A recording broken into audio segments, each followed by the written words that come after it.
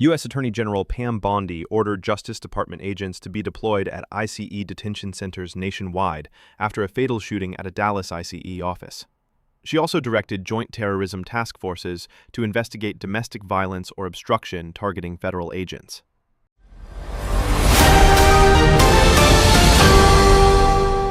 With the federal fiscal year deadline looming, a government shutdown appears increasingly likely unless Congress passes a funding bill by September 30.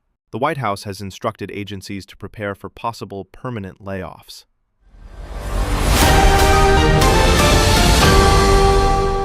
The U.S. Department of Justice has subpoenaed travel records of Georgia prosecutor Fani Willis, who charged former President Trump in an election interference case, raising questions over whether she is under investigation.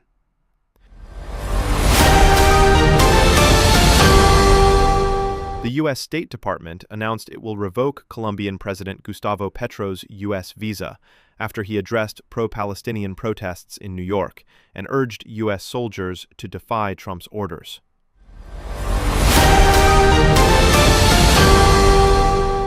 In trade diplomacy, South Korea denied it can pay $350 billion upfront to the U.S.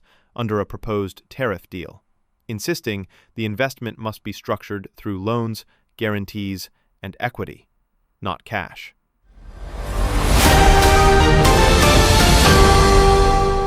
Team USA seeks a comeback on Day 2 of the Ryder Cup after falling behind Europe 5.5 to 2.5.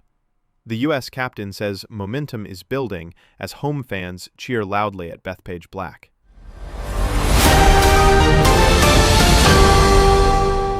The shooting at the Dallas ICE facility that triggered federal deployment is fueling fresh debates over immigration enforcement and violence toward federal workers as law enforcement mobilizes.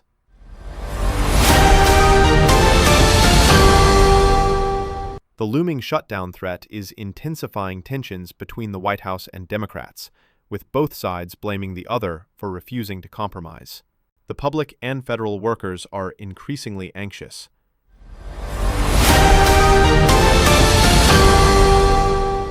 Legal and political observers point to the DOJ's move on Willis as part of a broader strategy by the Trump administration to exert pressure on prosecutors aligned against him.